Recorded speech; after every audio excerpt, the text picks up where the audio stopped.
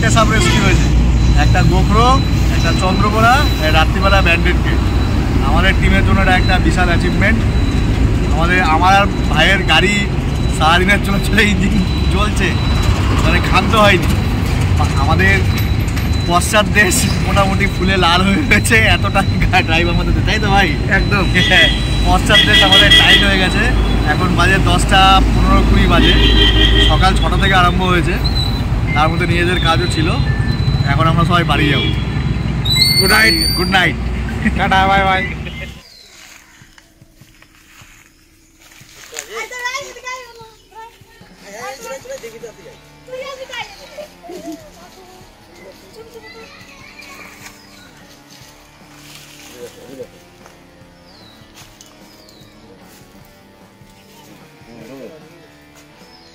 কাটা আছে, লেজ কেটেছে কিসে, নিজে কেটেছে কে জানে।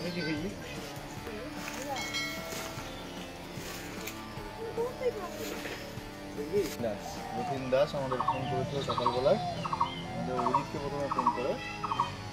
একটা চন্দ্রকোনা ছিল মিড সাইজের, ওটাকে রেস্কিউ করা হয়ে গেল আমাদের 7-8 মিনিটের মধ্যে। আপনারা সাপটাকে না মেরে ডাইরেক্ট আমাদেরকে ফোন করে দিচ্ছেন। আমরা এবার এটাকে রেস্কিউ করা হয়ে গেছে, আমরা এবার এটাকে ফরেস্টে দিয়ে দেবো। অ্যাকচুয়ালি এটা এখানকারই সাপ, বুঝেছো তো? মানে এই সাপগুলো উড়ে থেকে কোনো জায়গা থেকে আসে, কোনো সাপ যদি কোনো লোকালিটিতে পাওয়া যায় তার মানে সেই সাপটা এখানেই কোথাও বসবাস করে। অসুবিধা হয়ে যাচ্ছে, অসুবিধা। দেখো তোমরা যে জায়গায় থাকো সেই জায়গায় তো সাপ থাকবেই। আমরা গ্রামীণ অঞ্চলে থাকি, সেই জায়গায় এখানে বাসটা আমরা তো চলে না যে এখানে সাপের আনাগোনা কম হয়। তো আমরা গ্রামীণ অঞ্চলে থাকি তো সাপ আসবে, এই দিন খিচুড়ি খায়। সাপে কামড়ালে নাও যদি বুঝতে পারো হসপিটালে আগে যাবে।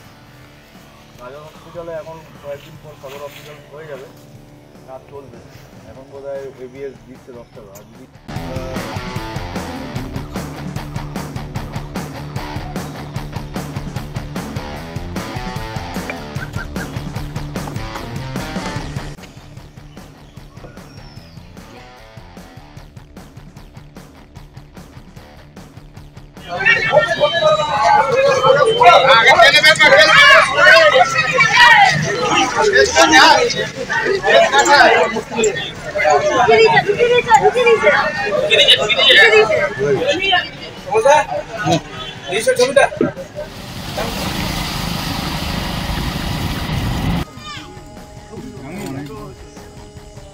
ভয়ঙ্কর, দেখার তো ভয়ঙ্কর। হ্যাঁ, তো দাদুকে নিয়ে যাচ্ছি হাসপাতালে, হসপিটালে, বুঝতে পারলি?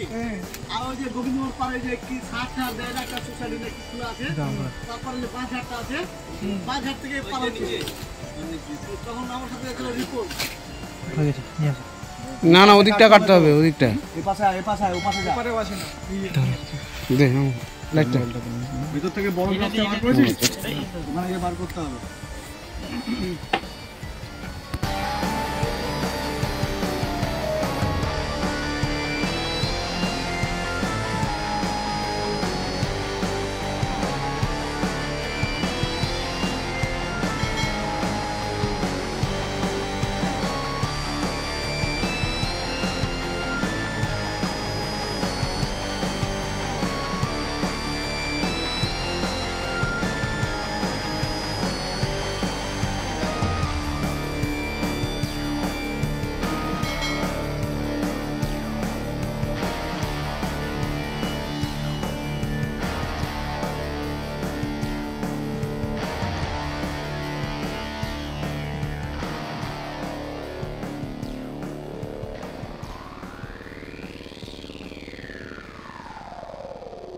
দেখুন কত বড় গো আমাকে দেখুন, এই মারাত্মক ব্যাপার তো। করে সামনে থেকে করছে করছে করছে করছে মারাত্মক ব্যাপার করছিস।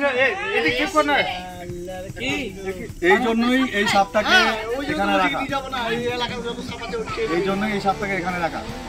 মারাত্মক ব্যাপার। দেখুন কি সাপ খেয়েছে, গোমা সাপ।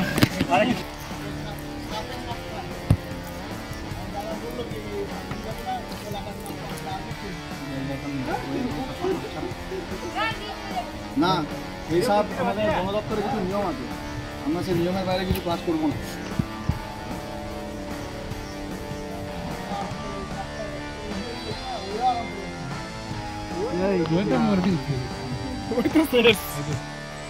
তো সাপটাকে এখানে রিলিজ করে দিচ্ছি আমরা আমাদের বাড়ির মধ্যেই, মানে বাড়ির চারপাশে এখানে ছেড়ে দিচ্ছি। এখানে একটা পুকুর আছে, ওর প্রপারলি খাবার আছে। ওকে একটা স্পেকটিক্যাল কোবরা খেয়েছিল মিড সাইজের, যেটা একটা মেন কাজ করে। এখানকার লোকদের অনেক ধন্যবাদ এই সাপটাকে এত সুন্দর নজরে রেখেছে। আজকে আমরা এই নিয়ে 3টে আলাদা আলাদা স্পিসিস ধরলাম, একটা স্পেকটিক্যাল কোবরা, একটা রাসেল ভাইপার, আর এটা ব্যান্ডেড। আজকের দিনে তারা সবচেয়ে বড় অ্যাচিভমেন্ট যে বলে লাভ নেই। না, অ্যাচিভমেন্ট একদিনে 3টে আলাদা প্রজাতির সাপ নর্মালি কেউ পাই না। না, আমরা একবার পেয়েছিলাম তিনটে ই ছিল, 3টে গোখরো, কিন্তু 3টে আলাদা প্রজাতির সাপ একই দিনে খুব রিয়ারলি পাই আমরা। তো ছেড়ে দিচ্ছি এখানে, পুকুরে আগে জলেই ছেড়ে দাও না ডাইরেক্ট। চলে যাও।